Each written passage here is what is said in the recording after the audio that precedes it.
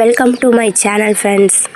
இன்றைக்கி என்ன ரெசிபி பார்க்க போகிறோம்னா, சுவையான மட்டன் குழம்பு என்னோடய ஸ்டைலில் பார்க்கலாமா? வாங்க வீடியோக்குள்ளே போகலாம்.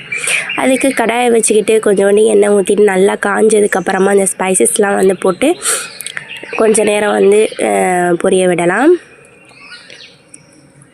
வந்ததுக்கப்புறமா பொடியாக நறுக்கி வச்சுருக்க சின்ன வெங்காயத்தையும் போட்டு நல்லா வதங்க விட்டுக்கலாம்.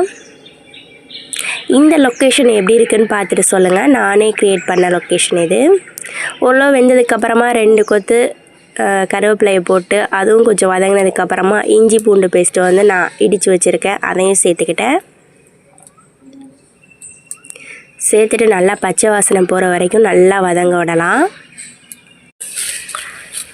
வெங்காயம் நல்லா ஓரளவு வதங்கினதுக்கப்புறமா அரைச்சி வச்சுருக்க நம்ம 2 தக்காளியும் அதோட சேர்த்து அந்த பச்சை வாசனை போகிற வரைக்கும் நல்லா வதக்கிக்குவோம்.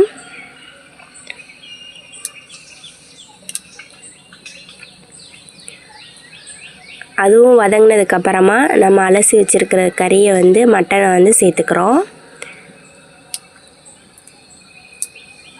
கொஞ்சமாக ஆயிலில் அந்த எண்ணெயிலே கொஞ்சம் நல்லா வேக விட்டுப்போம். ஓரளவு வெந்ததுக்கப்புறமா கொஞ்சோண்டு ஒரு 2 டீஸ்பூன் மஞ்சள் தூள் சேர்த்துக்கிறோம். சேர்த்து நல்லா வதக்கிக்கிறோம்.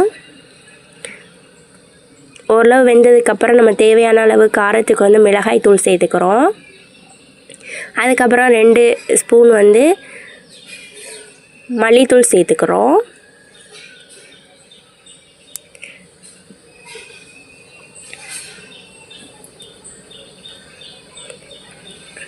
கொஞ்சோண்டு தண்ணி ஊற்றி நல்லா வேக விடுவோம்.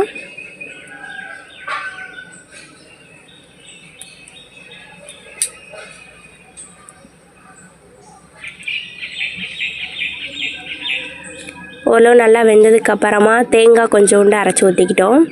இதில் புளியும் கொஞ்சோண்டு உப்பும் நான் இடையில ஆட் பண்ணிக்கிட்டேன். அது வீடியோவாக கிளிக் பண்ண மறந்துட்டேன், அதனால் நீங்கள் சேர்த்துக்கோங்க. ஃபைனலாக தேங்காய் அரைச்சி ஊற்றி நல்லா கொதிக்க விட்டுருவோம்.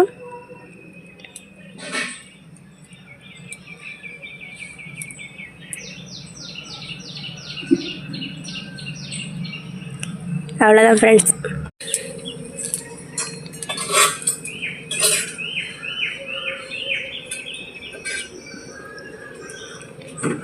ஓரளவு நல்லா கொதிக்க ஆரம்பிச்சிருச்சு.